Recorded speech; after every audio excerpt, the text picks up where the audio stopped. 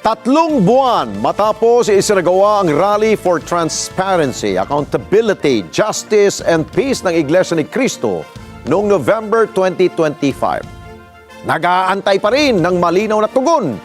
Hindi lamang po ang mga kaanib nito kundi ang milyong-milyong Pilipino sa ilang panig po ng mundo. Kaugnay po yan ng malawakang katiwalian sa ating gobyerno. Madeline Villar Moratillo sa balita. Matamang naghihintay pa rin ang sambayanan. Ayon sa opisyal na pahayag ng Iglesia ni Cristo, hanggang sa kasalukuyan, wala pa ring natatanaw na konkretong kalutasan sa umano'y napakalaking pangungulimbat sa kaban ng bayan. Pangunahin na rito ang higit 1 trilyong pisong pondo na nakalaan sana sa mga flood control project at iba pang pagawain ng pamahalaan.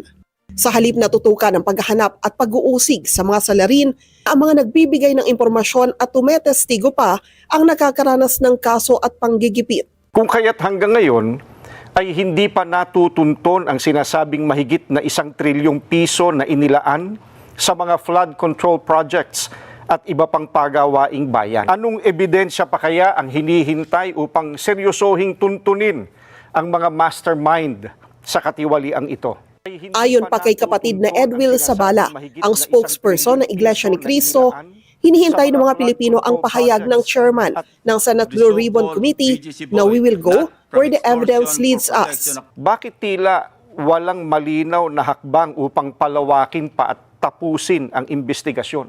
Ngayon kasing may mga lumabas na mga pahayag, kabilang ang mga dating sundalo na umaming naghatid ng mga male-maletang pera.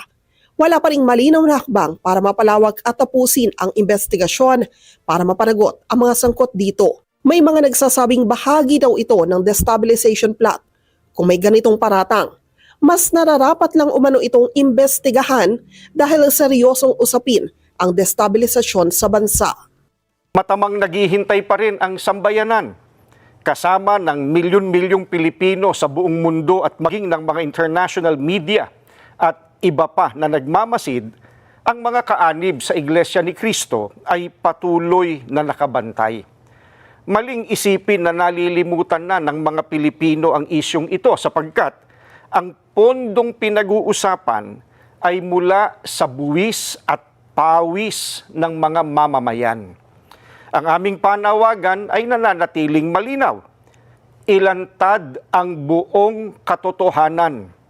Papanagutin ang dapat managot at pairalin ang katarungan. Madeline Villar Moratillo para sa Mata ng Agila.